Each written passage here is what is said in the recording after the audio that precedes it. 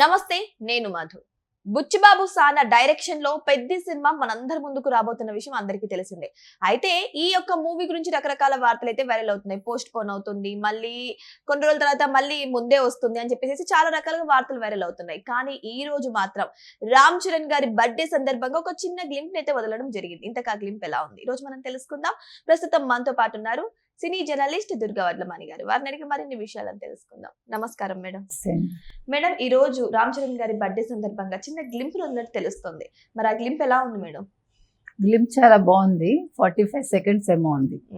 మీరు చెప్పినట్టుగా బుచ్చిబాబు సానా దర్శకత్వంలో కొణిదెల సుస్మిత ఒక నిర్మాత, ఇంకొక నిర్మాత కూడా ఉన్నట్టున్నారు. ఇద్దరు నిర్మాతలు కావాలి.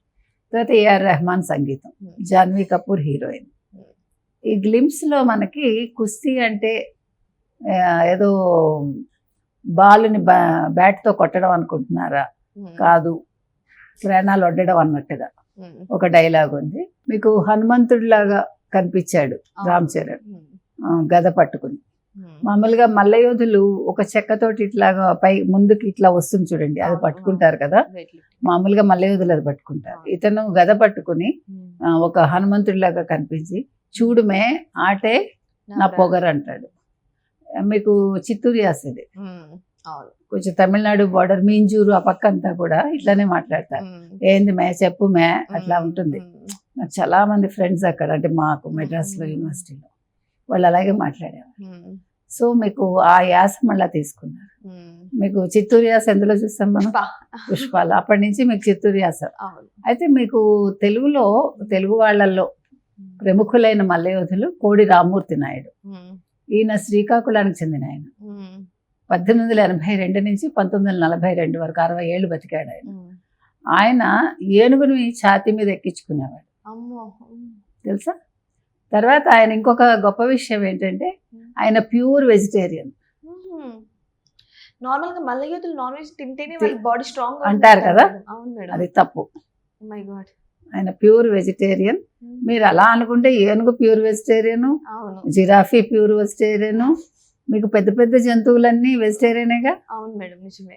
మీరు చూసుకోండి, మీరు సృష్టి ఎట్లా ఉంటుందో. తినొద్దని నేను చెప్పను, ఇప్పుడు ఒకళ్ళు తినేదాని మీద నేను కమెంట్ చేయను, కానీ మన సృష్టి ఎలా ఉందో చెప్తున్నా. ఆఖరికి బ్రిటిష్ వాళ్ళు కూడా మెచ్చుకున్నారు ఆయన గొప్పతనాన్ని.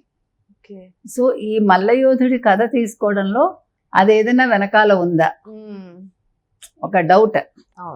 ఈ స్టోరీ కూడా అంటే కొంచెం బేస్ చేసుకున్నారా? ఎందుకంటే ఏడాది క్రితం మీకు అల్లు అరవింద్ కోడి రామ్మూర్తి నాయుడు గురించి విన్నాను. తండేల్ మూవీ సందర్భంగా ఆయన మాట్లాడుతూ నేను చేయాలనుకుంటున్నాను వెబ్ సిరీస్ అని చెప్పాడు ఆయన. అంటే ఆయన శ్రీకాకుళానికి చెందిన ఆయన, ఇందాక చెప్పా కదా. సో మరి ఇది కొంచెం బేస్ అది ఏమైనా తీసుకున్నారా? ఏది ఏమైనా ఇతను బాడీ బిల్డర్ లాగా ఉన్నాడు. తర్వాత రామ్మూర్తి నాయుడు గారిని ఇండియన్ హెర్క్యులిస్ అనేవాళ్ళు. హెర్క్యులిస్ తెలుసు కదా ఆయన. సో ఆ రకంగా.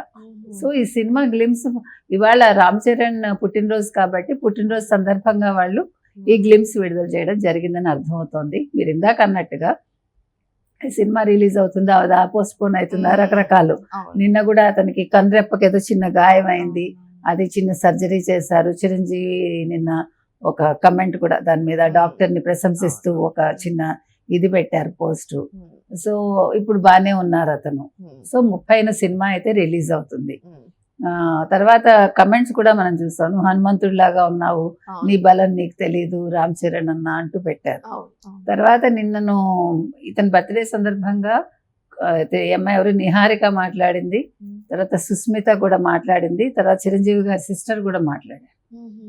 అంటే మీరందరూ కూడా రామ్ చరణ్ ఫ్యాన్స్ అయినందుకు మీరు ఆడవాళ్ళని మీరు జాగ్రత్తగా చూసుకోవాలి, ఆడవాళ్ళకి మీరే బలంగా ఉండాలి, అంటే ఆడవాళ్ళ వెనకాల వాళ్ళకి ఏ కష్టం రాకుండా చూసుకోవాలని నిహారికి చెప్పడం జరిగింది.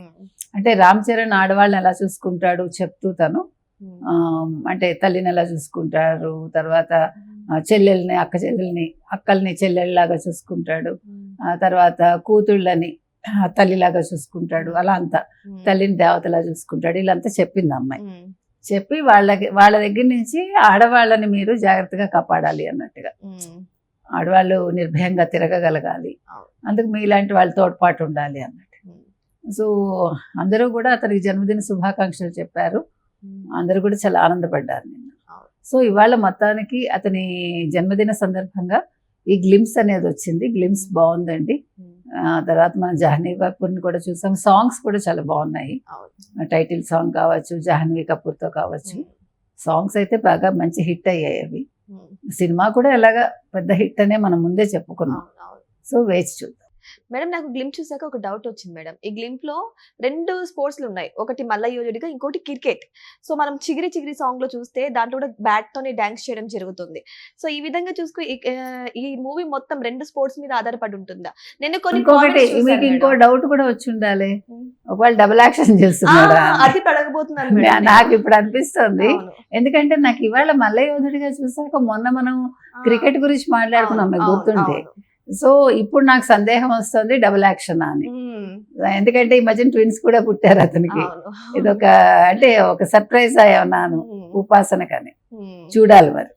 అవును, ఏదేమైనా సరే ఈ గ్లిమ్ చూసిన తర్వాత ఫ్యాన్స్ చాలా ఖుషి అవుతున్నారండి. శ్రీరామనవమి రోజు హనుమంతుల్లాగా రామ్ చరణ్ గారు కనిపిస్తున్నారు అని చెప్పేసి అంటారు. మరికొంతమంది RRR లో రాముల్లాగా, ఇక్కడేమో ఆంజనేయుల్లాగా కనిపిస్తున్నారు అని అంటున్నారు.